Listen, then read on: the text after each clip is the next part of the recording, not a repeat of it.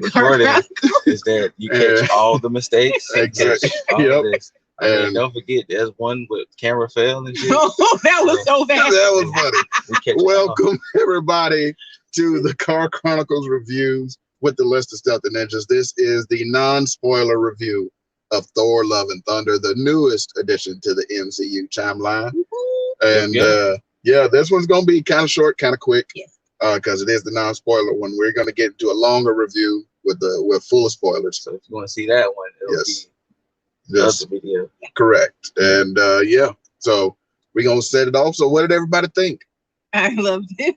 It was so funny. It was so funny. Damn, I probably should have went first because it was just all right. Okay. I don't care about your face. I liked it. I liked it a lot. Of the 4 Thor movies, I think it might be the Ragnarok was still the best one. Ragnarok is still the best one. Then I'll put this one. Then this one, correct, and then the first one, and then that second. We don't speak on because it was trash. That second one is just the second one was abysmal. Horrible. I don't even remember the second one. You don't want to. I remember Ragnarok. It had Doctor Who in it. No? You don't want to. The one that came before yours. He was the Dark Elf. Malekith. He's gonna be at he is Comic Palooza. He is. But yeah, I thought it was just all right. Like, I mean, it wasn't special to me. I thought it was special. It was. It had its moments. It did, but really it wasn't like and there were some tonal misses. There was a lot of tonal misses. Like when the Guardians were there in the very beginning, there were some tonal misses. Like they were ham acting. Like, honestly, until he left them, I felt like a lot of the movie was fast tracked. I understand it was like what, right at 2 hours. Yeah. Right, I felt a lot of it was fast tracked. Like they kind of fast tracked a lot of this movie to get to where it was getting. Yeah, but it's gotten. Like I said, it's worth seeing. It's very much worth definitely seeing. Like don't take from what I'm saying. Now it's worth seeing. Yes, it definitely has some funny moments. And I'll say this, like Christian Bale was one of the best MCU villains. Christian Bale has officially moved up to number 2 on the best villain list of the MCU. Thanos. Hella. You like Hella? There's a break here. Okay. Pretty dope. Yeah, Hella. And Thanos would be like 3 or 4. Like Thanos is 1 for me. Hella is like 2 for me. Yeah. And this one, he is very much 3. Like he was really good. And he was good. This isn't the spoiler. But I'm a very villain oriented person, and if your movie don't have a strong villain, the reason why I personally don't put Thanos that high is because Thanos was meant to be, such this grandiose villain, and he was meant to be the antagonist for everybody. Okay. In this case, he was meant to be Thor and the gang's antagonist. And when you can have it in such a small sample size, that's why it makes it so good, because everybody, quote unquote, don't have beef with Gore. Right. It's just really gonna be Thor hot bars. I was like, but yeah, so that's why I was like, and and Christian Bale, when Christian Bale gets into character, Christian Bale. Yes, when Christian Bale, Christian Bale. There you go. When Christian Bale's. I'm gonna just say this here. I'm not gonna get deep into it. That'll be on the other one. I was really not feeling Natalie Portman. Ever. I've never. I really wasn't feeling it. Ever. I understand she was Mighty Thor, girl, aka Lady Thor, aka Girl Thor. I wasn't feeling it. I'm sorry. I don't care about her character. Never have. All right, and it doesn't have anything to do with that beautiful man. It's just she doesn't have a strong character for me, and maybe it's the actress. I don't know. Yeah, maybe it's her. I didn't read the comics, so I think it's Natalie Portman. Okay. I think it's her. I guess I'm not the biggest fan of Natalie Portman. Okay. Sorry. But that's seasoning. It was something. And then Aranya kept pointing out that wig. Oh, those lace fronts. Which you kind of saw it in the trailer with her long flowy hair. It's all that. But yeah, we're not spoiling nothing. No, but like Zeus was in the movie. He was good. Which you saw it in the trailer. We love the gods. Valkyrie killed it. She always. Korg, no. Put respect. King Valkyrie. King Valkyrie. Korg killed it. Always. Korg was. He's amazing.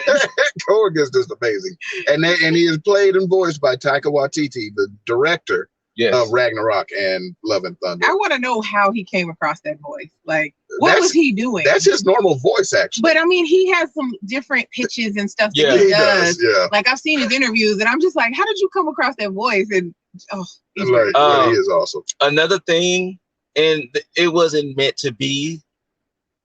I felt the Guardians were slightly wasted. Yeah, they kind of were. I understand they have other stuff to go do. I felt they were slightly wasted in this. But the points that they were there, it was kind of like a why. Not all of them got to shine. Yeah. Star-Lord, as he is, he got his moments.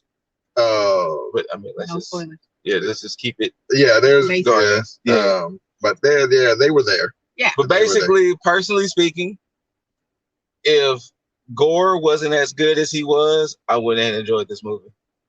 That movie really hinged upon the fact that Christian Bale killed that shit. If it was a different villain or wasn't acted as great, I wouldn't have liked this movie. I'm gonna just throw that out there. I would have liked it. Yeah. I would have liked it. Because I love Thor's character and I love Korg. Isn't his name Korg? Yeah, Korg. Yes. All their names sound kind of similar. Right. Anyway, Korg and fucking the King Leo of everybody.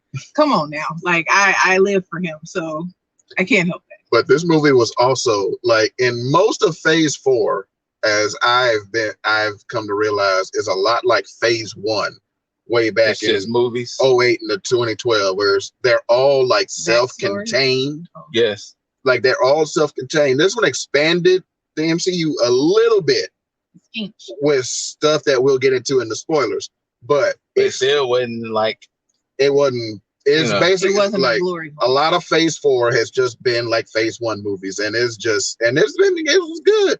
Like it's not the best Phase 4 movie, but it was good. And so it's worth seeing. If you like the MCU movies, go see it. Yeah. Shout outs to Gore, aka Reverse Jesus. Exactly. Reverse Jesus. They laughed at me when I said Reverse Jesus, but I was like, okay, Reverse Jesus. Well, he looked a lot like if Jesus crawled off that cross and just went for revenge. That's what he looked like. Pretty much. So, but yeah, the action wasn't bad. The effects was great. They over-filtered sometimes. They did. I read an interview, and I want to know what scene. Natalie Portman said one of the most visually stunning scenes in that movie messes with her because they filmed it in a Best Buy parking lot. And she said all she could see is the fact that we filmed this scene in a Best Buy parking lot. I want to know what scene that was. We're gonna have to look that up. I want to know what scene that is.